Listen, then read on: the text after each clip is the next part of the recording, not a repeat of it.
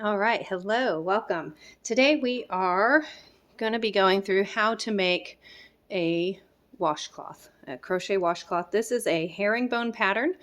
I really like it because if you make them this size, they're a good sturdy, thick washcloth.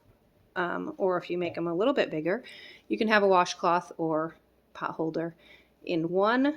And anytime you can have a multi-purpose quality tool instead of two separate tools, I am in favor of that. So we're going to be working with this purple yarn today. I just finished this one. This is 100% cotton yarn, peaches and cream.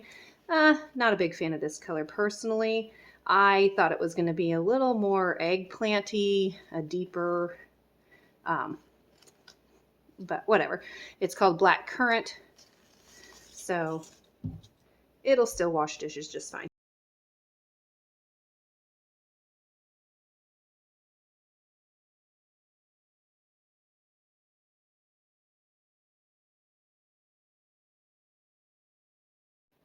Okay, so let's begin our washcloth. To start, first of all, we have a size I hook.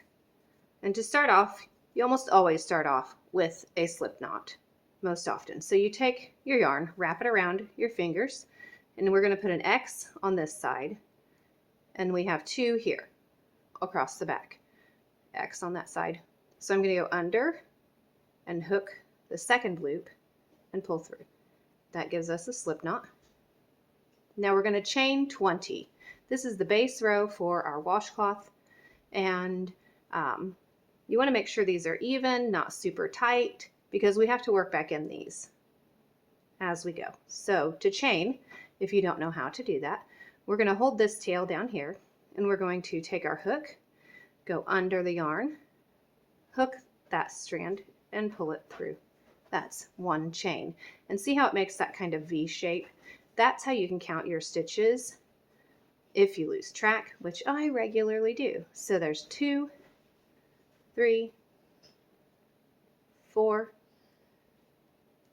5, 6, 7, 8, 9, 10, 11, 12, 13, 14, 15, 16, 17, 18, 19, and 20. So that's our first row, that's our base, that's what we're going to build everything on. It will shrink a little bit in length as we work back into it, but you can see how they're making this V shape. So there are 20 there. We're going to chain one more, so that's 21, and then we're going to start working back the other way. So we're going to take our hook, we're going to ignore this first loop, that's our turning chain, that's like the extra, and we're going to insert our hook into the next chain, yarn over, pull through once, yarn over, and pull through again. That is a single crochet. Now to build our herringbone pattern, we're going to take our hook, insert it into this. See, we have 1, 2 loops on our string here. We're going to insert the hook through that second loop and then through the next chain. We're going to yarn over, pull through 1, and yarn over and pull through all of them. Now we have 3. This is where we really want to be working. Okay, and we're going to take our hook and we're going to 1, 2, 3, insert it into that third loop and then into the next chain. Yarn over, pull through, give yourself a little space. This is what will create your herringbone pattern. Yarn over and pull through all 3. So again, we take our hook, insert it 1, 2, third loop from our hook, and then into the next chain, yarn over, pull through 1, yarn over, again giving ourselves the space to make that herringbone pattern really show up, and pull through all 3. And you just keep working that way the rest of the way down until you've done 20 stitches and you're back at the beginning. And see, I pulled through 2 loops there, so I just backed out of that one. Now I've got my 3, yarn over, pull through all 3.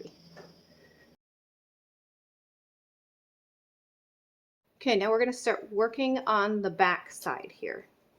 Now to work on the back, from the back, we're still working on the front, on the pattern, but we're working from the back.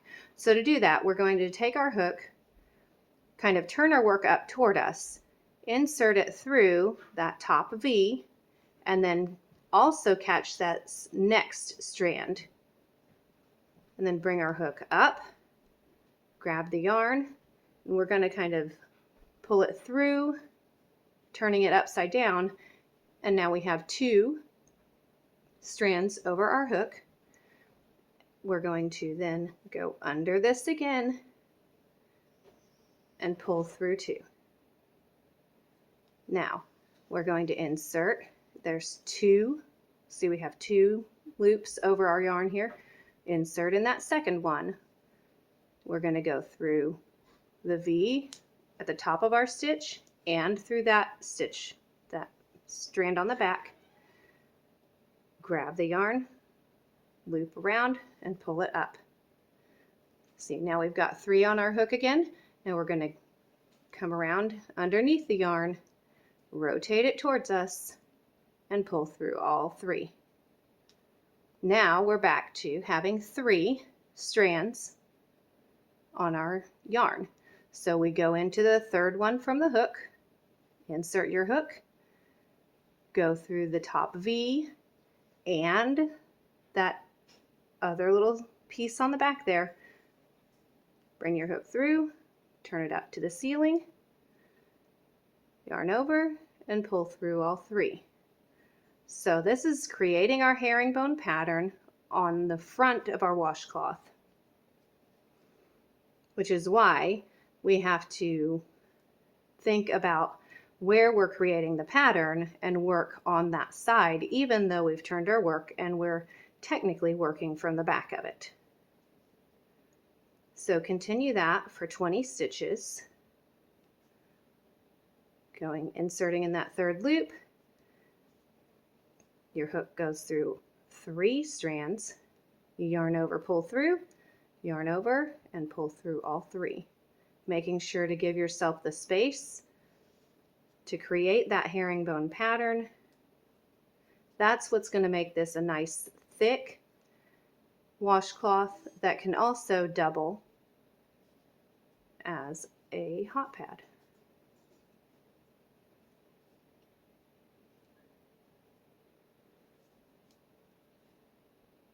And do that all the way back to the beginning. And I will meet you there. All right, so there's 19. And then the last stitch, it gets a little jumbled. If you want, you can take another color of yarn and put in your first stitch at the beginning of each row. That'll help you keep track of what is your first stitch. But here we go, we're going into the last one, and you only grab 2. You only insert your hook through 2. So you go in again through that 1, 2, third loop from your hook, and then you're only going to insert your hook through 2 on this last one, and then you're going to yarn over, pull through, yarn over, and pull through all 3. So that completed our third row. It's really only the second row of our pattern, but it's the third row because we did that chain 20 for our base row. So again, we're going to chain 1, turn our work, and this is what the front looks like. We're starting to see the herringbone pattern show up right here. So now we go back to the same thing we did on row 2. We're working from the front now. So we're going to insert our hook through the top V and that back loop, yarn over, pull through, yarn over, and pull through 2. Now we insert our hook 1, 2 loops, and then through the top V, through that back, yarn over, pull through, yarn over, pull through all 3. Now we are where we want to be for this herringbone pattern. insert 1, 2, third loop, go through the V, catching that back stitch as well, yarn over, pull through, yarn over, pull through all 3. So the remainder of this washcloth or pot holder, whatever you want to make here, you're just repeating lines 2 and 3 over and over with your slip stitch at the end to turn your work, okay? And just always making sure that you're working on the herringbone side of your pattern. That's the side you really need to be concerned with. Are you making the pattern? Are you leaving room for the pattern to show up because of the spacing of your stitches? You don't want to get this pulled super tight. That makes it really difficult to get back into. And you're going to keep doing this, repeating lines 2 and 3 until you reach the end.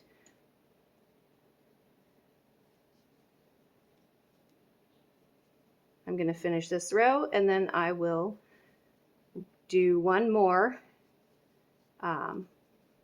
just to remind you of how to work from the back side of this, because I know that can be tricky.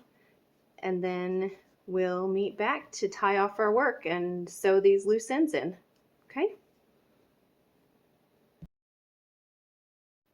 Okay, so I finished that row and just wanted to kind of show you, here's how the front is looking after row 1, 2, 3, 4 now, okay? And if you lose track of your stitch count, which I do regularly, I just wanted to show you how to count your stitches. So you can, oftentimes I'll get to the end and I'll be like, oh, I need one more stitch. And really I don't. Okay, so I've just pulled my extra, took my hook out, pulled some extra yarn out here so I don't undo my work. But see right at the top here, this V, there's a V, that's 1 stitch. So when I lose track, I can stop, pull my needle out, just pull out some extra yarn, and I can count 1, 2, 3, 4, 5, 6, 7, 8, 9, 10, 11, 12, 13, 14, 15, 16, 17, 18, 19, and 20. So I don't need an extra stitch, even though I oftentimes get to the end and think I do. So with a short piece of work like this, it's, you know, not as big of a deal to have a stitch marker. But if you're going to be working in like rows of, gosh, even when you get up to 30, I would say stitch markers are a good investment. And really it can just be a different color piece of yarn, just so you know this is row 1 or the beginning or last stitch in each row. And you just move them up as you build a new row. So we're to the end of this row, row 4. So we're going to make a chain 1, turn our work. Now we're on the back side again. So I just want to remind you real quick how to work from the back side of this. We're going to insert our hook through all 3, making sure to catch this bump, this ridge right here. Yarn over, pull through, yarn over, pull through 2. Now we insert 1, 2, second loop from our hook, go through all 3, yarn over, pull through, yarn over, pull through all 3. Now we have our 3 loops on our yarn, so insert your hook through the 1, 2, third loop from your hook, go through to the back, grab your yarn, pull it up to the ceiling, okay? Making sure you're giving room for that herringbone pattern. That's what builds it, gives it that volume. Yarn over, pull through all 3. And all the way down the row, 20 times. And then you put a slip stitch, or a chain 1, sorry, not a slip stitch, chain 1 at the end, turn your work, and then go back to working from the front of your pattern. So I'm going to crochet this while we watch a family movie, and then I will show you my completed work and how to tie in these loose strings at the end. And if you want to put a border around the edge of this, just to kind of make things, you know, all finished and neat, You can do that with this same yarn, the same color you're working with, or you can choose like a complementary color if you would like to really put a contrasting edge or border on your washcloth. So I will meet you back here to finish this thing off and give it some nice, neat edges. All right, so here we are. I am finishing up my last row.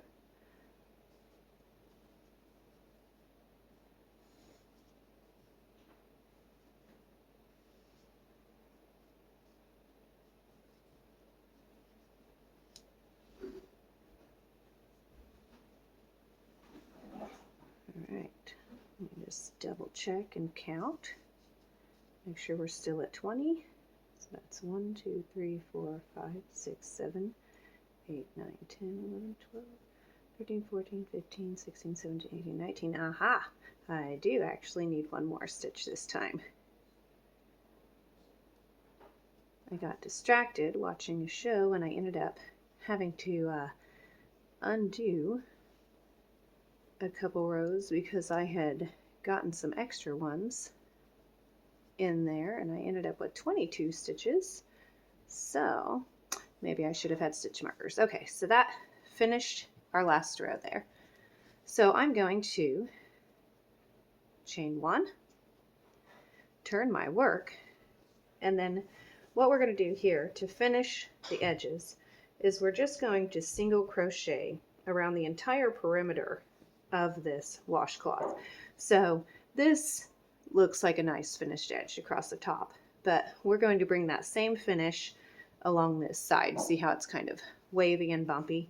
By single crocheting around the entire thing, we'll end up with a nice finished edge. Now you could tie off here and change colors, but I'm just going to keep working with purple. I wanted to trim it with some black, but I did not find any more of that yarn. I think one of my kids may have used it. So to single crochet, we're just going to, again, skip this one, insert. I'm going to go through both, through that V on the top. You yarn over, pull through, yarn over, pull through 2. Insert through the V, yarn over, through 1, through 2,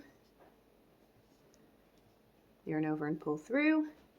So you've got 2 loops on your hook. Now yarn over and pull through both of those. So this is just a single crochet working through both of those loops. So my yarn is splitting and my hook keeps getting caught. There we go.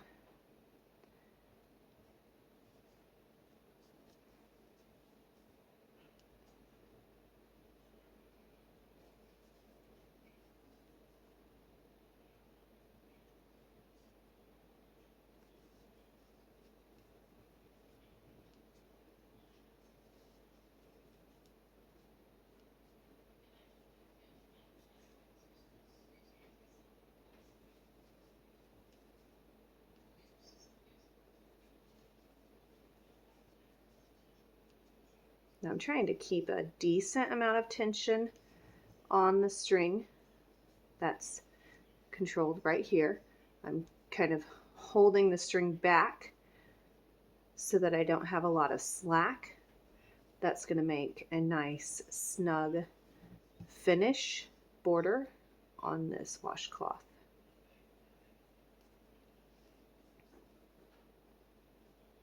Oh, see there, I've split my yarn. There we go.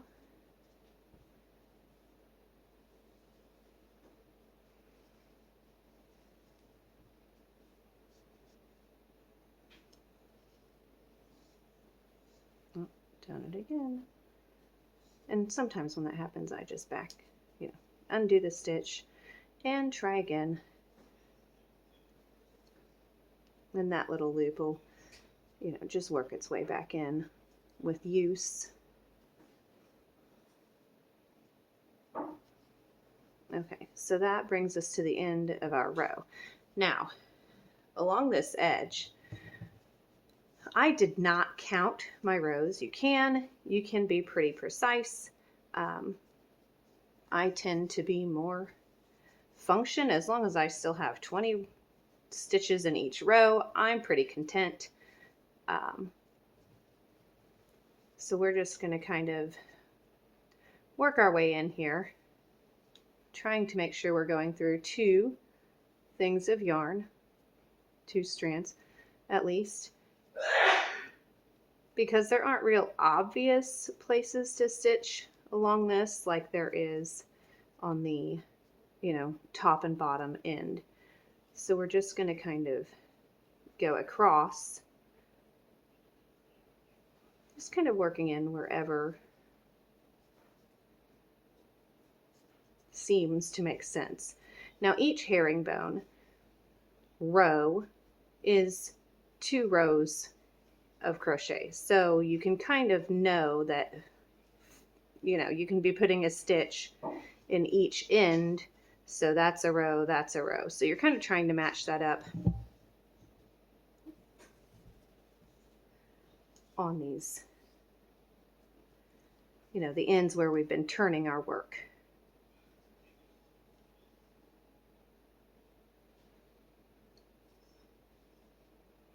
And again, it's not real obvious where to insert your hook on this end. And again, it doesn't have to be super precise. That's the beauty of this, is that, oh, my yarn is split, sorry. There we go. So it doesn't have to be super precise, because by finishing the end with this single crochet across that edge, we're going to end up with a finished edge instead of the kind of bumpy or wavy edge that we had. So we've made it to the other corner. So I'm just going to pull a little extra so you can see. Now see how that made a nice finished edge as opposed to kind of like the wavy where we've been turning our work.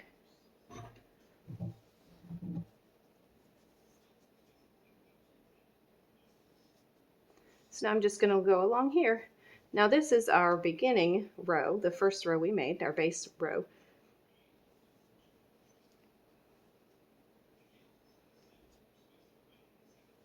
Just continue single crocheting across here.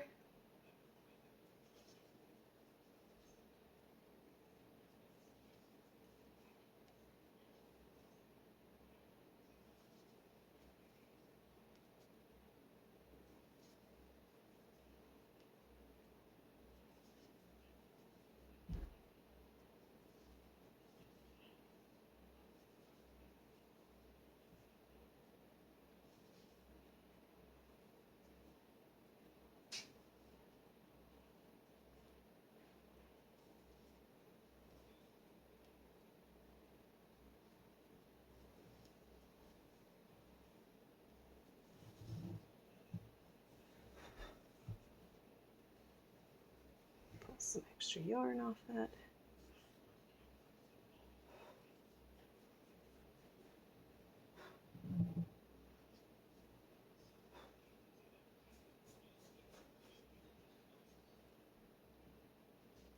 All right, and we are back to the very beginning where we have still the tail from our slip knot.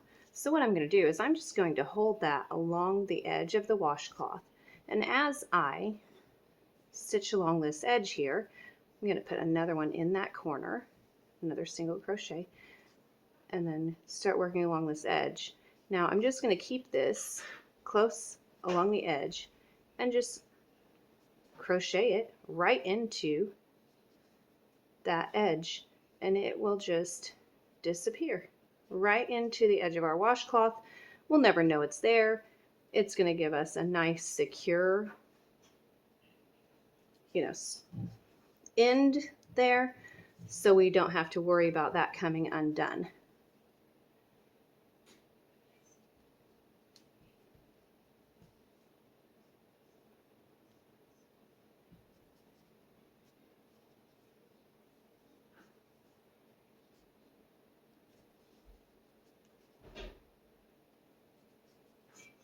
I'm just going to finish this out and then we'll go over tying off. Okay, so I have just basically stitched in that tail, and this is our final stitch, and I'm just going to pull this through, give myself some extra yarn, snip the end here, pull it through there, and then that's tied off. Now, to tie that end in, see how that made some nice neat edges. We don't have all of the wobbles. Now these are a little uneven because this one was crocheted by a 12-year-old, so that also makes a difference, but it shows you they can do it. So to do this, we're just going to use our hook, and I'm just going to pull it through and go along this edge just about halfway, just to tie this end in so it's not dangling loose and we've got enough extra there that it's not gonna, you know, come undone at our knot.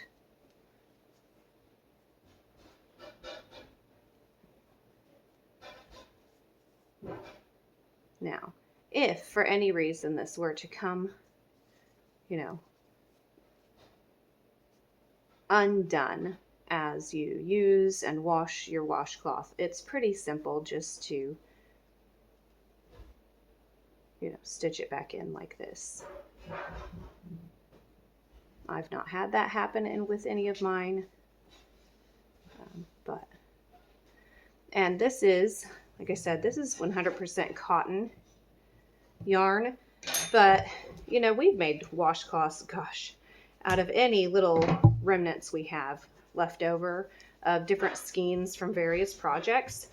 And you know, sometimes they're not 100% cotton, but you know, they still wash the dishes, they still can go in the washing machine and dryer and, you know, be used for cleaning tasks. I just think that the texture and the durability of a crocheted washcloth, just, it's hard to beat. And so I especially like the cotton, but like I said, we have washcloths around here that are made from you know, acrylic blends and all manner of different yarns that we just had leftovers, and they got turned into washcloths. So I hope you enjoyed that.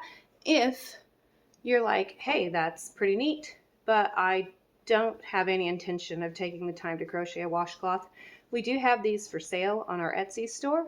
I will include a link in the description if you want to support us via that outlet. We appreciate it, and I hope you enjoyed this tutorial.